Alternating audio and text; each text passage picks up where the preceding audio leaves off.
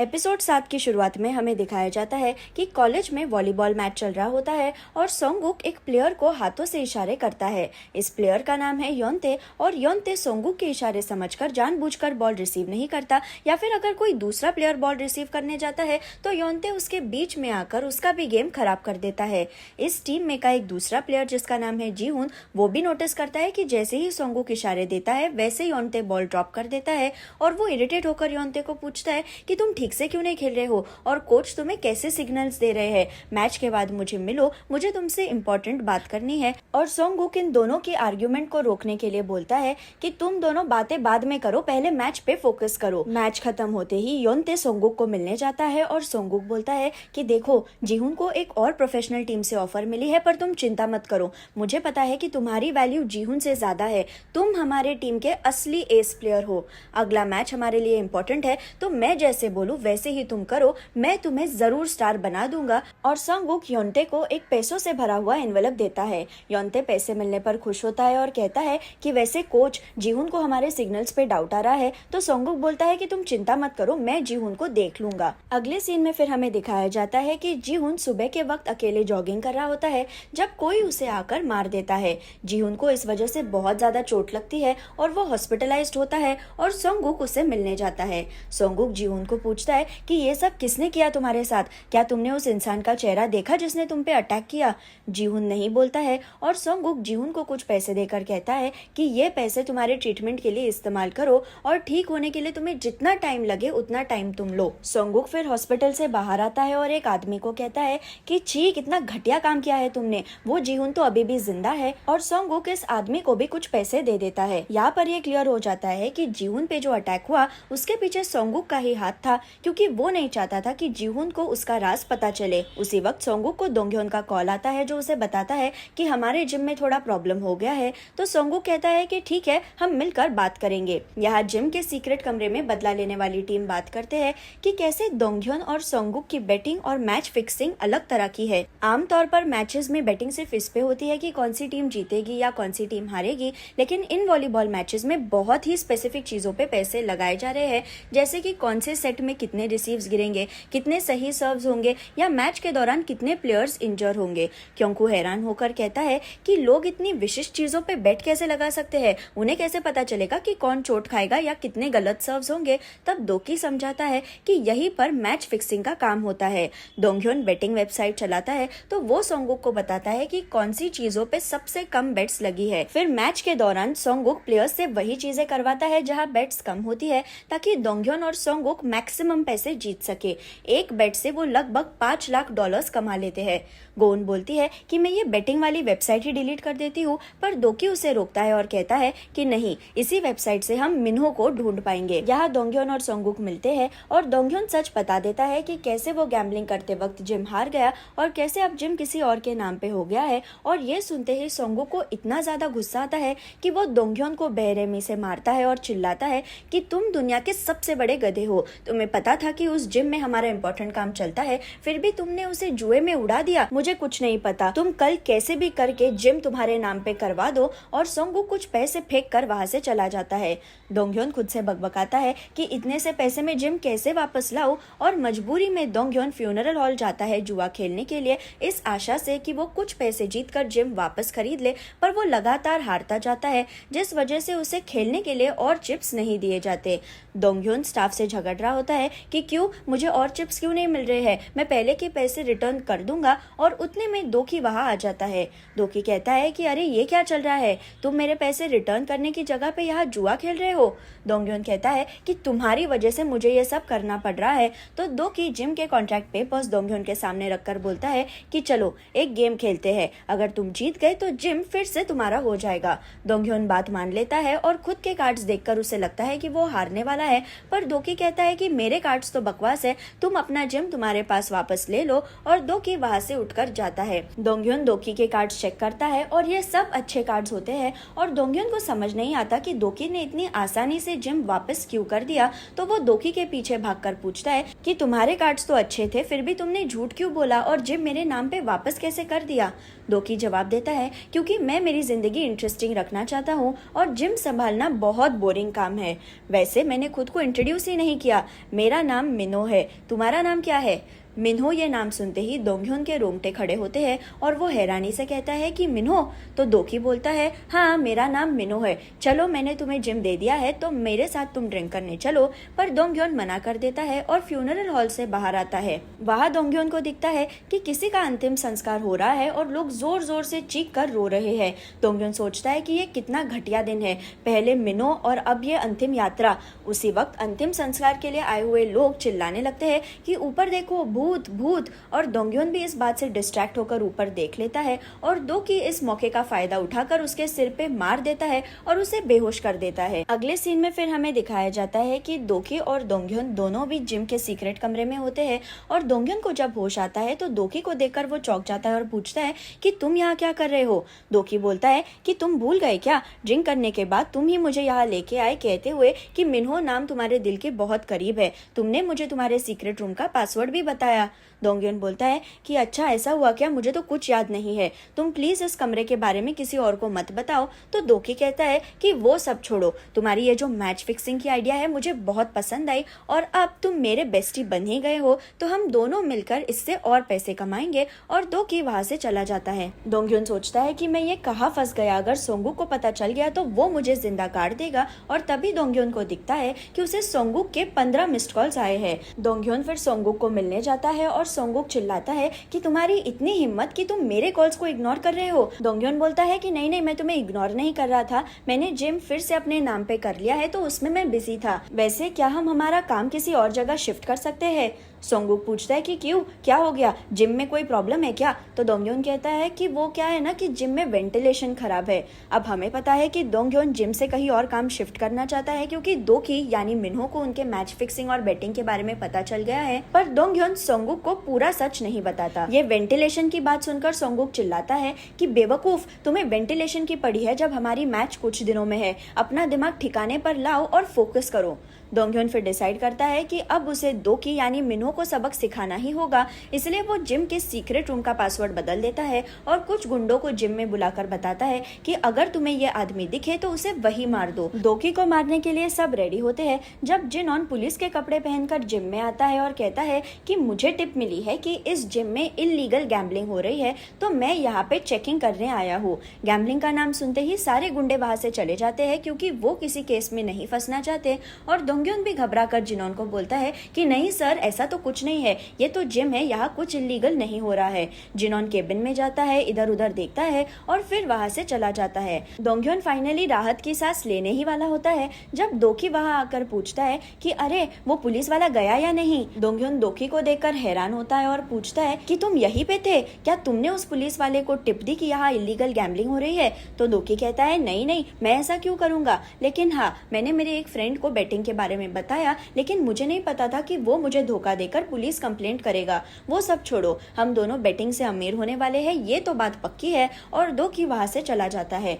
बाद में बदला लेने वाली टीम जितने भी वॉलीबॉल मैचेस है उन्हें देखते हैं और उन्हें एनालाइज करते ही उन्हें समझ जाता है कि सोंगुक जब भी मैच के दौरान इशारे करता है तब एक ही प्लेयर पूरा गेम खराब करने की कोशिश करता है और वो प्लेयर योंते है। दोकी कहता है कि शायद योंते को भी पैसे मिल रहे होंगे इस सब से, तो अब हमें योंते को हमारी साइड पे लाना होगा और उसके लिए गोंद मुझे तुम्हारी हेल्प लगेगी। यहाँ ये सीन कट होता है और अगले सीन में फिर हमें दिखाया जाता है कि गोंद बहुत क्यूट आउटफिट पहनकर कॉलेज के कैफेटेरिया में जाती है और वो योंते के बाजू में जाकर बैठती है। सारे प्लेयर्स योंते की तरफ देखकर फुसफुसाते हैं कि इतनी प्यारी लड़की योंते के पास बैठी है और गोन योंते का फोन टेबल से उठा लेती है।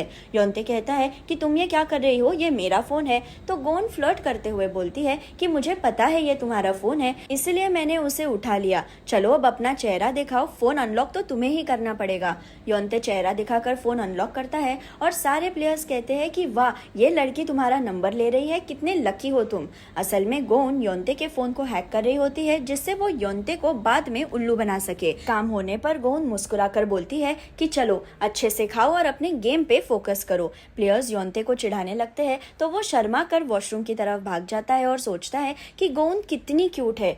एनीवेज उसी वक्त क्योंकु एक पैसों से भरी हुई डायरी वॉशरूम में रखता है और जब योंते बाहर आता है तब उसे ये पैसे दिखते हैं। वो लालच में आकर ये डायरी अपने पास रखता है और बाद में योंते अकेले ये डायरी डायरी ओपन करता है और उसमें बहुत सारे यूरोज होते हैं। योंते खुश होकर डायरी के पेजेस पलटता है तो उसे दिखता है कि पहले पेज पे जीहुन की कुछ फोटोज लगाई है और उस पे लिखा है कि जीहुन 3 स्टार प्लेयर है, इसे और ट्रेनिंग की जरूरत है। अगले पेज पे योंते की फोटोज होती है और इस पे लिखा होता है कि योंते 5 स्टार प्लेयर है जिसमें बहुत पोटेंशियल है और आगे जाकर ये प्रो लीग में खेल पाएगा। योंते यह पढ़कर खुश होता है और उसी वक्त डायरी से एक कार्ड नीचे गिरता है। योंते कार्ड के बारे में इंटरनेट पे सर्च करता है और उसे पता चलता है कि ये डायरी जिसमें प्लेयर्स के बारे में लिखा है, ये यूरोज और ये कार्ड, ये सब लोरेंजो किम का है जो ऑफिशियल यूरो लीग का एजेंट है। ये लोरेंजो किम और कोई नहीं दोकी होता है और योंते को ये नहीं पता होता कि ये सारी इन्फॉर्मेशन, सारे रिजल्ट्स गोन ने उसका फोन हैक करके मैनिपुलेट किए हैं। एनीवेज योंते की आंखें चमकती है ये सोचकर कि आगे जाकर वो यूरोपियन लीग में खेल सकता है क्योंकि इतने बड़े एजेंट ने उसे नोटिस किया है। यहाँ दोकी और जिनोन बहुत हाई फैशन कपड़े खरीदते हैं और दोकी संगचल की विंटेज कार ड्राइव करके कॉलेज के पास आ जाता है जहाँ से प्लेयर्स चल के जा रहे होते हैं। दोकी यानी लोरेंजो इटालियन में प्लेयर्स को कहता है कि आराम से रोड क्रॉस करो और उसी वक्त योंते की नजर दोकी पे जाती है। योंते उसे पहचान लेता है और सोचता है कि ये तो वही लोरेंजो है जिसकी डायरी उसे मिली थी और जो उसके गेम्स देख रहा है। बाद में दोकी यानी लोरेंजो वॉलीबॉल प्रैक्टिस देखने जाता है और योंते पूरी कोशिश करता है उसे इम्प्रेस करने की। उसी वक्त गोन दोकी को बताती है कि दोंगह्योन कॉलेज में आ गया है सोंगुक से मिलने के लिए और अगर उसे तुम दिख गए तो बहुत बड़ा प्रॉब्लम हो जाएगा। दोकी कहता है कि प्रॉब्लम मेरे लिए नहीं दोंगह्योन के लिए होगी और अगले सीन में फिर हमें दिखाया जाता है कि दोंगह्योन कॉलेज के जिम की तरफ जा रहा होता है जब दोकी उसके सामने आता है। दोंगह्योन हैरान होकर पूछता है कि मिन्हो तुम यहाँ क्या कर रहे हो? तो दोकी कहता है कि मैं भी सोंगुक कोच से मिलने आया हूँ। वो क्या है ना, अब हम तीनों साथ में मिलकर काम करेंगे, पैसा कमाएंगे तो जान पहचान होनी चाहिए। दोंगह्योन बोलता है कि तुम अब के लिए यहाँ से चले जाओ, पर दोकी कहता है कि वैसे मैंने मेरे एक पुलिस फ्रेंड से सुना है कि अगर इलीगल गैम्बलिंग रिपोर्ट करे तो $3 लाख का इनाम मिल सकता है और अगर मैंने तुम्हारी गैम्बलिंग को रिपोर्ट कर दिया तो कितना मजा आएगा ना। तुम कुछ टाइम के लिए जेल चले जाओ और जैसे ही तुम जेल से बाहर आओगे वैसे हम 50-50 पैसे डिस्ट्रीब्यूट कर देंगे। दोंगह्योन को इन सारी बातों के वजह से बहुत ज्यादा स्ट्रेस आता है और वो दोकी को बोलता है कि मैं तुम्हें सोंगुक से बाद में इंट्रोड्यूस करवाऊंगा, अब तुम यहाँ से जाओ, और दोकी बात मान लेता है। बाद में दोकी लोरेंजो की तरह कपड़े पहनकर एक पॉश रेस्टोरेंट में जिनोन के साथ जाता है जहाँ योंते भी आया होता है उनका पीछा करके।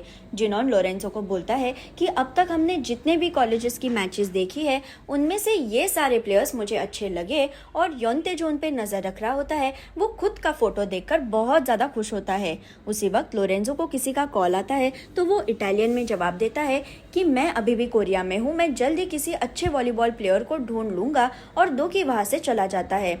योंते एक ट्रांसलेटर यूज करके समझ जाता है कि लोरेंजो क्या कह रहा है और वो खुशी से पागल हो जाता है ये सोचकर कि लोरेंजो उसी के बारे में बात कर रहा है। योंते इंटरनेट पे यूरो लीग के बारे में सारी इन्फॉर्मेशन ढूंढने लगता है और गोन दोकी को बताती है कि जैसे लोरेंजो रेस्टोरेंट से गया वैसे ही योंते सर्च पे सर्च किए जा रहा है। उसे हमारी लोरेंजो की स्टोरी पे बिल्कुल भी डाउट नहीं आ रहा है। तो दोकी बोलता है क्योंकि ये इन्फॉर्मेशन योंते ने खुद से ढूंढी है तो उसे इन बातों पे विश्वास हो रहा है। अगर किसी और ने उसे लोरेंजो के बारे में बताया होता तो शायद वो इतनी आसानी से बातें नहीं मानता। अगले सीन में फिर हमें दिखाया जाता है कि दोंगह्योन और सोंगुक मिलते हैं और सोंगुक दोंगह्योन को कुछ पैसे देता है। उसी वक्त वहाँ दोकी आ जाता है और दोकी यानी मिन्हो को देखकर दोंगह्योन घबरा जाता है और कहता है कि मैं अब एक मीटिंग में हूँ, तुम यहाँ से चले जाओ। दोकी कहता है कि हाँ दोस्त, मैं समझ गया तुम बिजी हो, और दोकी सोंगुक को देखकर पूछता है कि क्या तुम वॉलीबॉल कोच हो? मैं तुम्हारा बहुत बड़ा फैन हूँ, तुम जिस तरह से इशारे करते हो, तुम जिस तरह से गेम हैंडल करते हो वो बढ़िया है।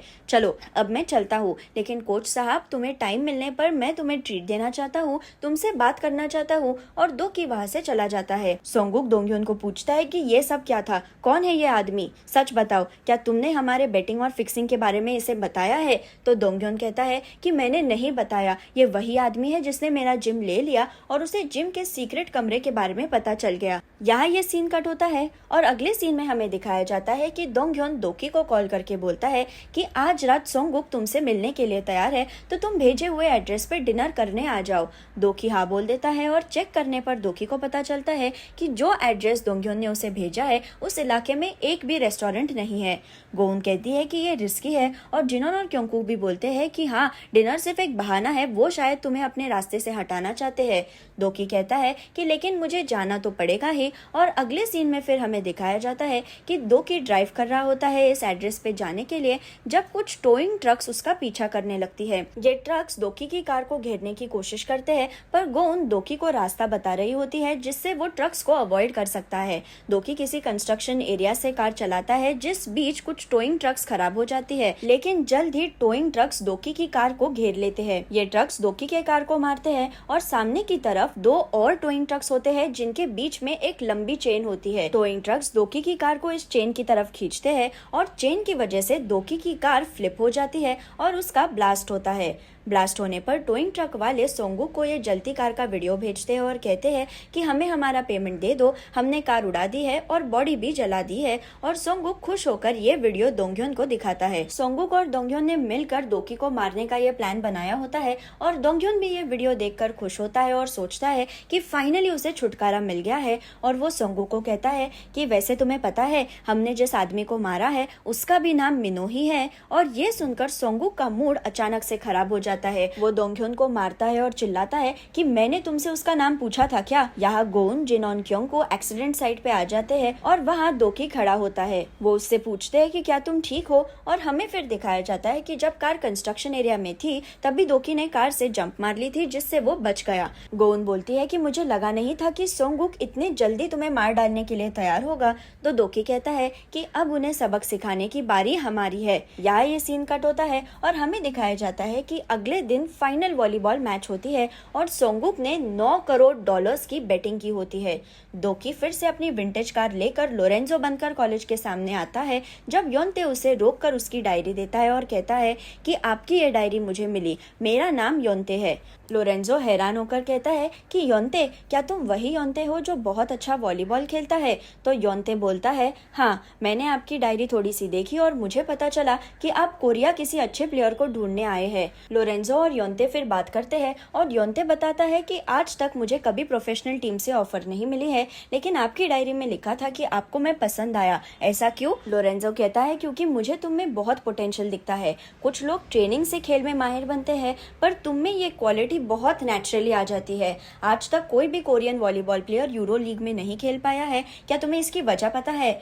योंते बोलता है नहीं। तो लोरेंजो बताता है क्योंकि अब तक तुम जैसा कोई टैलेंटेड इंसान हमें मिला नहीं। मेरी सिर्फ एक ही कंप्लेंट है कि तुम गेम्स के वक्त बहुत सारी गलतियां करते हो। अगर तुमने इन गलतियों को कम कर दिया तो तुमसे बेहतरीन प्लेयर और कोई नहीं हो सकता। और योंते बोलता है कि आज की मैच में मैं आपको दिखा दूंगा कि मैं अच्छे से खेल सकता हूँ। इस बार मुझसे कोई गलती नहीं होगी, ये मेरा वादा है। मैच शुरू होता है और लोरेंजो ऑडियंस में बैठा होता है मैच देखने के लिए। हमेशा की तरह सोंगुक योंते को इशारे करता है, पर इस बार योंते सारे इशारों को इग्नोर करके सारे सर्व्स रिसीव करता है और सोंगुक शॉक हो जाता है ये देखकर कि योंते अपने मन से ही खेल रहा है। उसी वक्त दोंगह्योन जो भी ये मैच देख रहा होता है उसे दोकी यानी मिन्हो का कॉल आता है और दोकी उसे कहता है कि दोंगह्योन, तुम मैच देख रहे हो ना? देखो मैं ऑडियंस में बैठा हूँ। और दोंगह्योन चिल्लाता है कि तुम जिंदा कैसे हो? मुझे लगा कि टो ट्रक्स ने तुम्हें मार डाला, मुझे लगा कि ब्लास्ट में तुम मर गए। और दोंगह्योन जल्दी से कॉलेज जाने के लिए निकलता है। मैच के ब्रेक के दौरान फिर सोंगुक योंते को पूछता है कि तुम क्या कर रहे हो,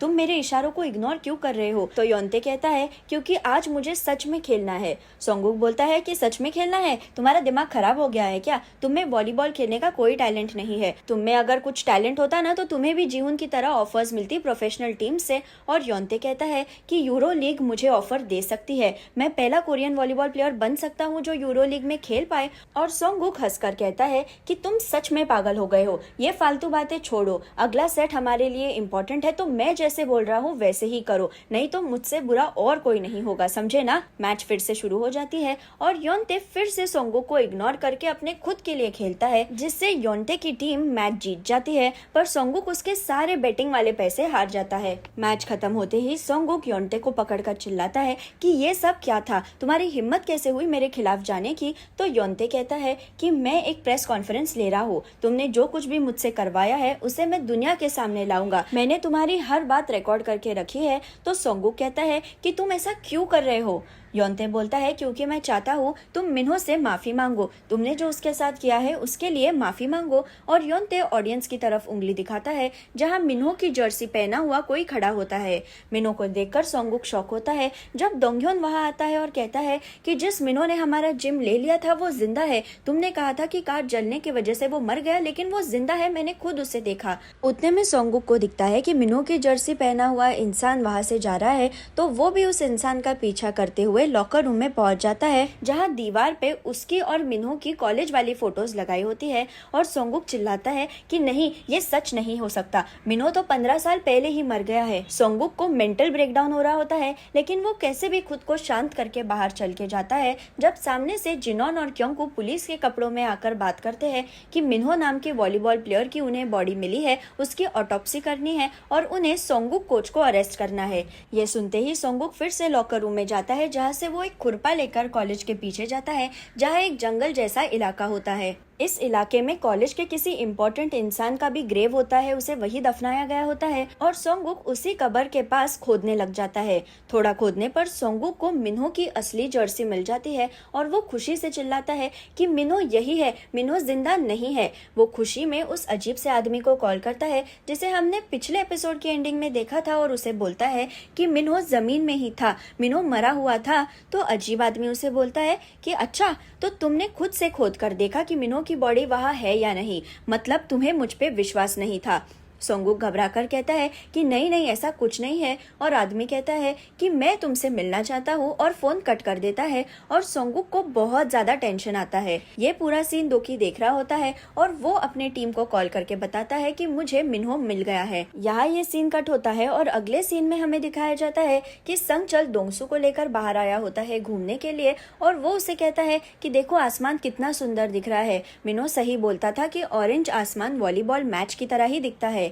दोंगसू, जिसकी याददाश्त दिन ब दिन कम होती जा रही है, वो अचानक से बोलता है कि हाँ संगचल, आसमान सच में बहुत सुंदर है। और संगचल खुश होता है कि दोंगसू ने उसे पहचान लिया है और यहाँ पर एपिसोड 7 खत्म हो जाता है।